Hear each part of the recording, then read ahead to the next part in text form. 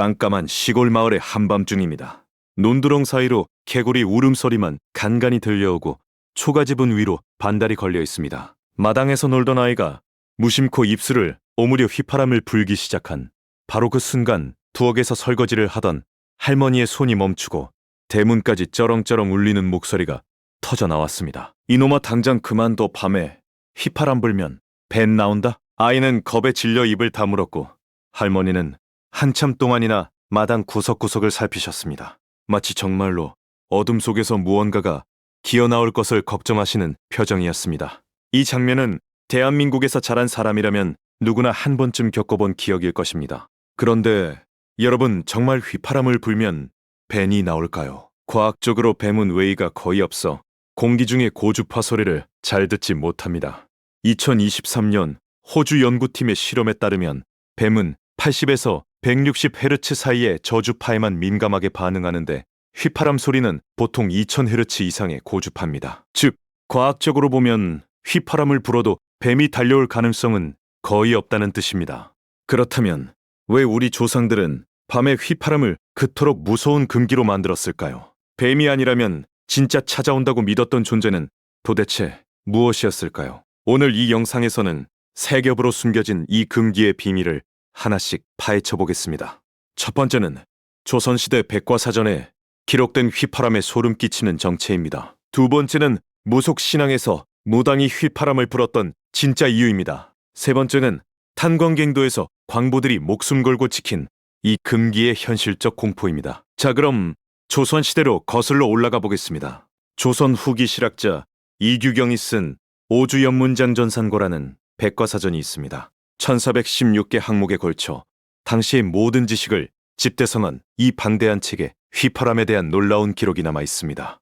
그 기록은 이렇습니다. 속옷 휘파람이라는 것은 숨이 혀에서 격하여 맑게 나온 것을 말하는데 이는 귀신을 감동시키고 불사를 이룰 수 있으며 그 소를 잘 불면 말령의 안정을 얻는다. 여기서 핵심은 귀신을 감동시킨다는 대목입니다. 감동시킨다는 것은 귀신의 마음을 움직인다는 뜻이고 마음이 움직인 귀신은 그 소리를 따라 찾아온다는 의미로 해석됩니다. 낮에 부는 휘파람은 단순한 여흥이지만 귀신이 활동한다고 믿었던 밤에 부는 휘파람은 어둠 속의 존재를 불러들이는 초혼의 소리가 되는 것입니다. 우리 조상들에게 밤은 지금과 전혀 다른 세계였습니다. 전기가 없던 시대에 해가 지면 세상은 칠흑 같은 어둠에 잠겼고 사람의 영역은 끝나고 다른 존재들의 시간이 시작된다고 믿었습니다. 그 어둠 속에서 맑고 날카로운 휘파람 소리가 울려 퍼진다는 것은 마치 자신의 위치를 밝히며 여기 사람이 있으니 와보시오라고 외치는 것과 같았습니다. 이제 무속의 세계로 들어가 보겠습니다. 한국 무속 신앙에서 휘파람은 단순한 소리가 아니었습니다. 무당이 신령을 부르거나 떠도는 영혼을 찾을 때 사용하는 도구 중 하나가 바로 휘파람이었습니다. 굿판에서 무당은 북을 치고 방울을 흔들며 노래를 부르지만 특정한 영혼을 불러들일 때는 맑고 가는 소리를 냈는데 그 소리의 원형이 바로 휘파람과 닮아 있었습니다. 무속에서 이 행위를 초혼이라 부릅니다. 혼을 부른다는 뜻인데 죽은 자의 영혼이나 떠도는 귀신에게 이쪽으로 오라고 신호를 보내는 의식입니다. 무당이 의도를 가지고 의식 안에서 하면 신성한 행위가 되지만 아무런 준비 없이 보통 사람이 밤중에 그 비슷한 소리를 낸다면 어떤 일이 벌어질까요? 무속적 세계관에서 그것은 누가 올지도 모른 채 저 세상의 문을 활짝 열어 제치는 행위와 같았습니다. 초대장도 없이 문을 열었으니 누가 들어올지는 아무도 모르는 것입니다. 여기서 뱀이라는 존재가 다시 등장합니다. 한국 민간 신앙에서 뱀은 단순한 파충류가 아닙니다. 뱀은 집의 재물을 지키는 업신의 화신으로 여겨지기도 했고 동시에 저승과 이승을 오가는 영물로도 간주되었습니다. 즉, 밤에 휘파람을 불면 뱀이 나온다는 말은 실제 뱀이 아니라 뱀으로 상징되는 저승의 존재가 나타난다는 뜻으로 읽을 수 있습니다.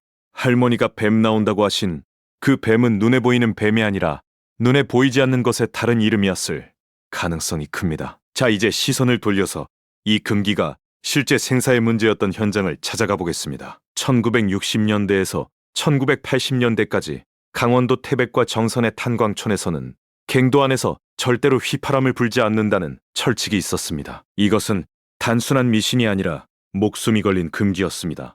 탄광 막장이 무너지기 직전에 나는 소리가 바로 높은 음의 가늘고 긴 바람 소리였기 때문입니다. 수백 미터 지하에서 갱도가 서서히 무너질 때 틈새로 빠져나오는 공기가 휘파람과 비슷한 소리를 냈고 광부들은 그 소리를 들으면 즉시 대피해야 했습니다. 그런 상황에서 누군가가 갱도 안에서 휘파람을 불면 다른 광부들이 그것을 붕괴 전조 신호로 오인할 수 있었습니다. 순간의 혼란이 수십 명의 목숨을 앗아갈 수 있었기에 광부들은 갱도 안에서 휘파람을 부는 동료를 호되게 꾸짖었습니다. 도시락을 쌀 때 밥을 4주걱 담지 않기, 흉몽을 꾸면 출근하지 않기, 갱내에서 쥐를 잡지 않기, 이 모든 탄광 금기 중에서도 휘파람 금지는 가장 엄격하게 지켜졌습니다. 이 탄광의 금기가 민간으로 퍼지면서 밤에 휘파람 불면 안 된다는 속신이 더욱 강화되었다는 해석도 있습니다. 실제로 탄광이 많던 강원도 산간 마을에서는 이 금기가 유난히 강하게 전해져 내려왔습니다. 그런데 흥미로운 것은 이 금기가 한국에만 있는 것이 아니라는 사실입니다. 일본에서도 밤에 휘파람을 불면 뱀이 나오거나 도둑이 찾아온다는 속설이 있고 이것을 텐고 곧 코가 긴 요괴를 부르는 행위라고 믿는 지역도 있습니다. 러시아에서는 집 안에서 휘파람을 불면 돈이 빠져나간다는 미신이 널리 퍼져 있어 손님이 실내에서 휘파람을 불면 주인이 불쾌해합니다. 아프리카 말라위에서는 밤에 휘파람을 불면 악령을 초대하는 것이라 믿고 터키에서는 밤에 껌을 씹으면 시체의 살을 씹는 것이라는 속신과 함께 야간에 소리내기를 극도록거립니다. 대륙과 문화를 넘어 이토록 보편적으로 나타나는 이 금기는 무엇을 의미할까요? 인류는 동서양을 막론하고 밤의 어둠 속에서 소리를 내는 행위가 보이지 않는 위험을 불러온다고 본능적으로 느꼈던 것입니다. 다시 우리 이야기로 돌아오겠습니다. 옛날 한국에서 밤에 휘파람을 금기시한 데에는 또 하나의 현실적 이유가 있었습니다. 전통 한국 사회에서 남자가 밤에 여자의 집 밖에서 휘파람을 부는 것은 나와보라는 은밀한 신호였습니다. 어떤 지역에서는 밤에 휘파람을 부는 것이 밀통의 암호처럼 여겨졌기에 부모들은 자식이 밤에 휘파람을 부는 것을 극도로 경계했습니다. 뱀이 나온다, 귀신이 온다는 무서운 이야기로 겁을 줘서라도 밤의 소리를 차단하려 했던 것에는 가정의 질서를 지키려는 절박한 마음도 숨어 있었습니다. 결국 이 하나의 금기 안에는 여러 겹의 두려움과 지혜가 겹겹이 쌓여 있었습니다. 첫 번째 겹은 무속 신앙에서 비롯된 영적 공포로 휘파람이 귀신을 불러들이는 초혼의 소리라는 믿음이었습니다. 두 번째 겹은 현실적 위험으로 탄광에서는 붕괴의 전조를 오인하게 만드는 소리였고 마을에서는 도둑이나 위험한 존재에게 위치를 노출하는 행위였습니다. 세 번째 겹은 사회적 질서로 밤의 고요를 깨뜨리지 않고 공동체의 평온을 지키려는 배려의 규범이었습니다. 그리고 네 번째 겹은 가장 깊은 곳에 있는 인간의 원초적 감각으로 어둠 속에서 소리를 내면 안 된다는 생존 본능 그 자체였습니다. 여러분은 지금 밤에 휘파람을 불 수 있으십니까? 이 영상을 보기 전에는 아무렇지 않았을지 모릅니다. 하지만 조선의 선비가 기록한 귀신을 감동시키는 소리라는 구절을 알고 난 뒤에도 한밤중 어두운 골목에서 편하게 휘파람을 불 수 있을까요? 어쩌면 이것이 바로 금기가 작동하는 방식일 것입니다. 알고 나면 아는 만큼 조심하게 되고 조심하는 만큼 안전해지는 것 말입니다. 할머니가 그토록 무섭게 소리 지르셨던 것은 뱀이 무서워서도 귀신을 정말 보셨기 때문도 아닐 것입니다. 다만 수백 년간 전해져 내려온 조심하라는 메시지를 가장 확실한 방법으로 손주에게 전달하고 싶으셨던 것입니다. 밤에 휘파람을 불면 뱀이 나온다는 말 그 한마디 안에 무속의 세계관과 탄광의 비극과 마을 공동체의 규범과 할머니의 사랑이 전부 녹아 있었습니다.